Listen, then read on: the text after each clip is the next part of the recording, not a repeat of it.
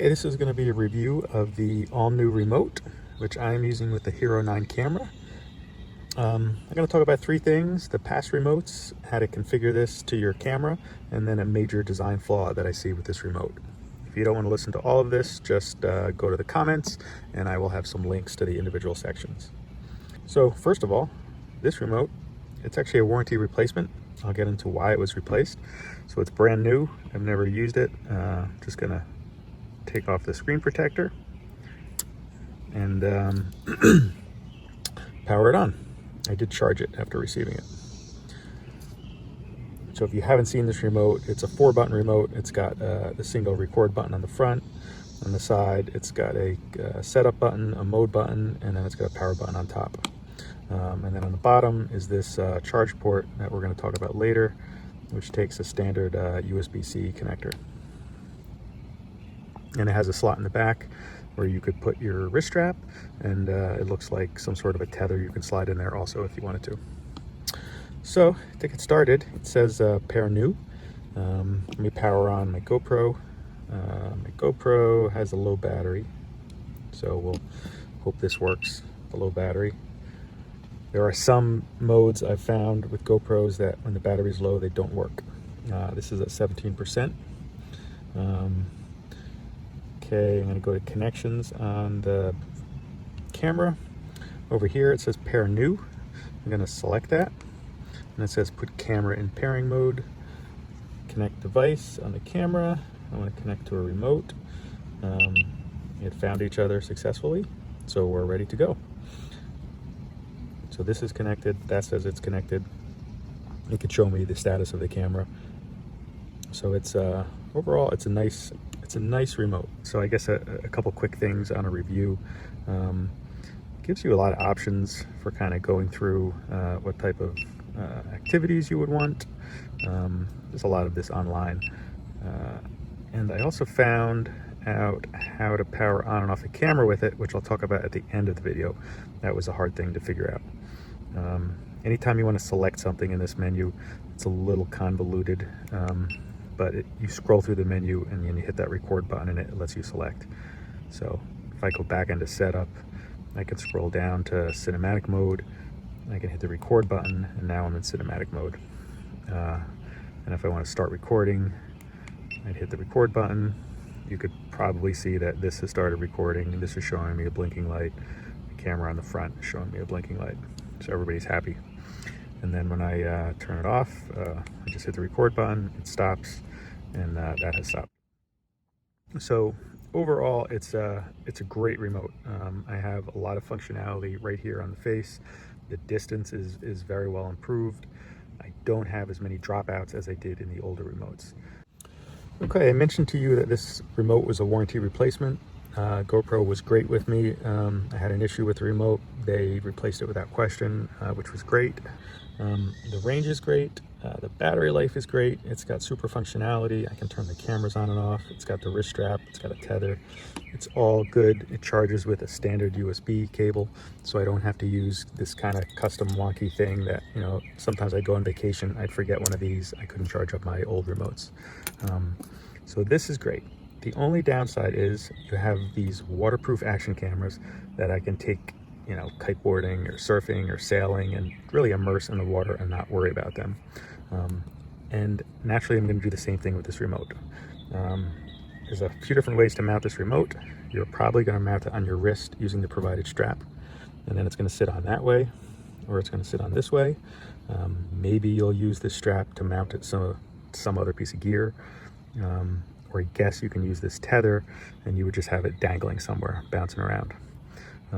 So the whole waterproofness of this is dictated by this little rubber strap or little rubber cover that's just kind of held on by one anchor point. There's no captive connection. You just kind of press it in there, and they say if it's properly secured, it's waterproof down to whatever number of meters, 5 meters or something. But this has nothing to hold it in place. You just, if you have it on your wrist and you hit it in a wreck or in some action sport, you grab it on something, this is going to open up.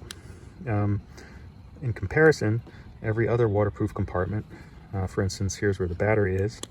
And as you probably already know, to close this, you have to kind of stretch this thing down, push it closed. There's no way that this door is going to open up unless you actively pulling on it. On the other hand, this will not stay closed. You can push it closed, it's kind of barely held there. You can just touch it loosely and it falls up. So the first time I used this, I trusted it 100%. I charged it, I had it closed, I used it, I went out kite surfing. It wasn't a particularly rough day. I didn't have a lot of wrecks or anything. My footage was great. I came in, put everything away.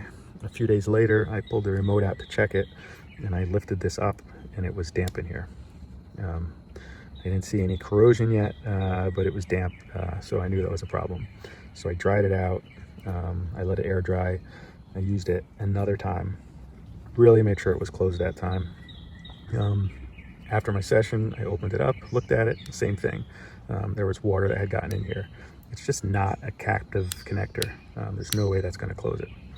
And then after that second time I got water in it, I started to see that kind of dreadful corrosion, that white corrosion inside it. And the remote still worked. It had great battery life. I used it another time, it still worked. It didn't fail until I charged it. So there must have been some corrosion inside that shorted some connectors out. And when it was dry with the dry charger, I plugged a USB-C cable into it, and then it never powered on again. So, you know, something happened in this compartment because of water ingress. So I got a new one. GoPro might replace it again for me. They might not, but I certainly don't want to deal with the inconvenience of being without this expensive remote when I need it. So I was trying to think of a fix. There's got to be some way to secure this, but you also need access to these buttons. I thought of putting a rubber band around it, but I think the rubber band is going to get kind of bumped and drug off of it, and it might even open this door up with it. It also might press on the buttons too much. So there's one thing I thought of I haven't tried yet. So I'm going to try to put it on now. Probably seen this stuff called rescue tape. You can get it in most hardware stores. I think it was one of those late night TV commercials. But it's really unique tape because it forms a very strong bond, but only to itself. So it's not sticky. So I was thinking I could wrap this around the remote, and it will at least last through one charge period. So let's see how that would work. Got to cut off the right length. Okay, so I need this much. Let's cut it off. Okay, and I certainly do not need the full thickness of it. So let's just see if I could take just enough to wrap around this remote. Just try this. So this would not be an expensive solution, even if you had to throw this away after each charge. And the charge lasts a long time, so it's not like you're going to do this every time you go out and use it either. So the way this stuff works is, again, it has a backing. You peel off this backing. It doesn't stick to anything but itself. And you just kind of stretch it around with light pressure. And see, I cut off more than I needed even. And that's it. You don't have to wait for it to dry. It's just here. It's connected to it. It's kind of rubbery, so I don't think it's going to slip off. But if it is, you can actually peel it back up also. Or maybe you can't. Well, let's see. This is the end. Can I peel it up? I can. Let me make it even a little tighter. You can make it as tight as you want. So I'm going to try to just, it's a little gummy, so it will hopefully hold. So this stuff is pretty solid. It won't detach from itself.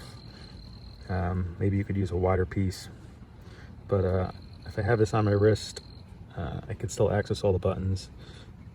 I can still power it on and off. So this will be the fix I try the next time I go out. And all I'm trying to do is I need some way to keep this bottom door from opening and closing during a session. It doesn't got to be that tight. It just needs to protect anything from hitting that little lip. that's the next thing I'm gonna try.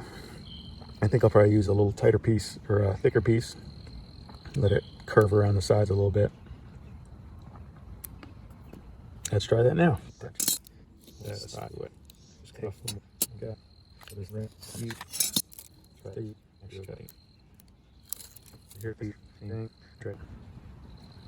Oh, I like the way that looks. A little bit thicker. Okay. So that is pretty nice. I didn't get it really clean, but again, it's now more of a wrap around the bottom here. I still think when it's on my wrist, it's not gonna slide off. You can always make it tighter. So that's gonna be my hack to try to get the all new GoPro remote to last longer. Rescue tape. See how it works.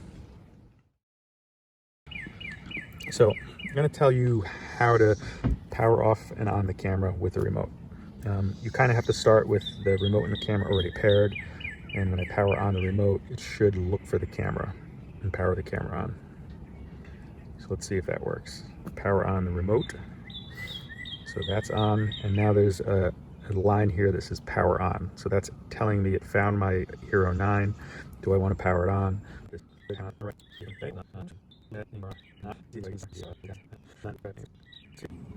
There's no obvious way to turn the camera on. Oh, there it is. It's a quick push. So I did a quick push, and now I've turned the camera on. You can see that the camera is turned on. Let's now, once that comes up, it takes a while to sync. So it syncs, it'll show me the mode that the camera's in. Let's see what happens now if I turn the remote off. Turning the remote off, I'm holding down the top button, so RC powered off. It should now turn the camera off. It has not. It's now trying to connect to the camera. All right, let's see what happens. So it's connected to the camera. So I'm gonna try something else. I think I hold down the mode button and the power button at the same time. See if that does it. Hold both of those down. That was it. So I held down the button on the top, the button on the side. It's powered off the remote. It's powered off the camera. So let's reverse it now and see what happens when I turn on the remote. I hold down the top button. It comes on. It looks for a camera out there. It found that Hero 9. And I press this button. Just one quick press. And it should find the camera. Seems like it found it. It says connecting. It has not. Ah, there it is. So there's all these kind of little delays when it's working, but it's not intuitive how to turn it on and off, but it seemed to work. I'll put up on the screen here exactly how to do it so you remember. But real quick, it's mode and power if you want to turn off both things. If you just want to turn off the remote, for some reason, say this is recording, let's do that example. So if I want to set the camera to record, so now this is flashing, and then I just want to turn off the remote, I would hold down the top button and the remote goes off. The camera is undisturbed, so that's a good thing. And now if I turn the camera back on, it should reconnect to the camera and show me the status of what's going on. Found the camera, it's connecting, everything is peachy. It is recording, it shows me the elapsed time. I can stop the camera.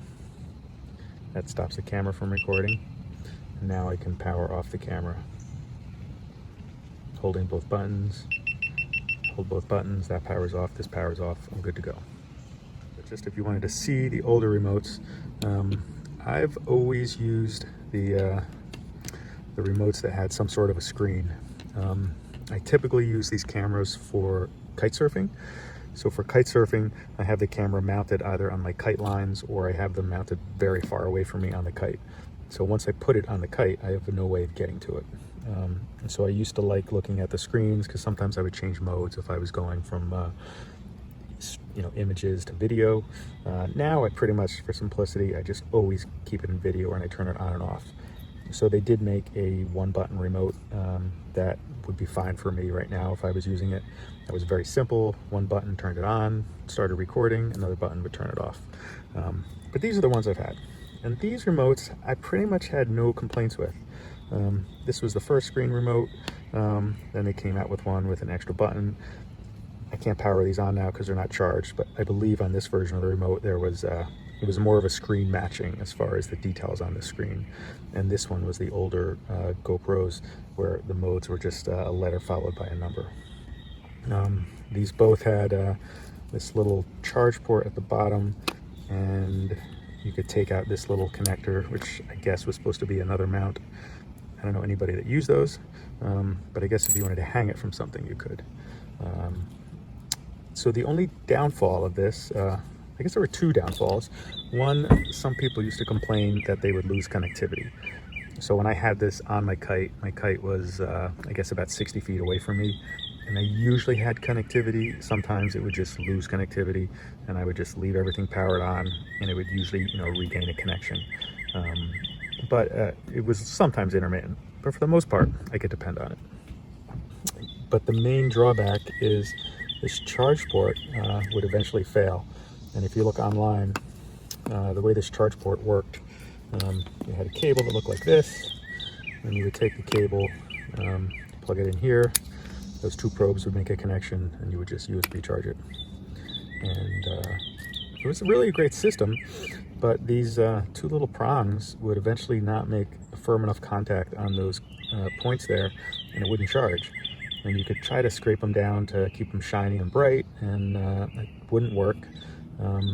There's a fix for it online, which I implemented on this one, where you actually take little tiny balls of aluminum foil and you just kind of cram them in there to fill up that space. If you do that, you would then plug this in and it would start charging again. But I kind of found once you used the remote in the water, I think there was some sort of buildup or corrosion that would happen between the aluminum foil, so it was kind of a short-lived solution. So they were great remotes when they worked. I never had an issue with waterproofing or battery life. I could do anything I wanted with these things and they would never get water inside them.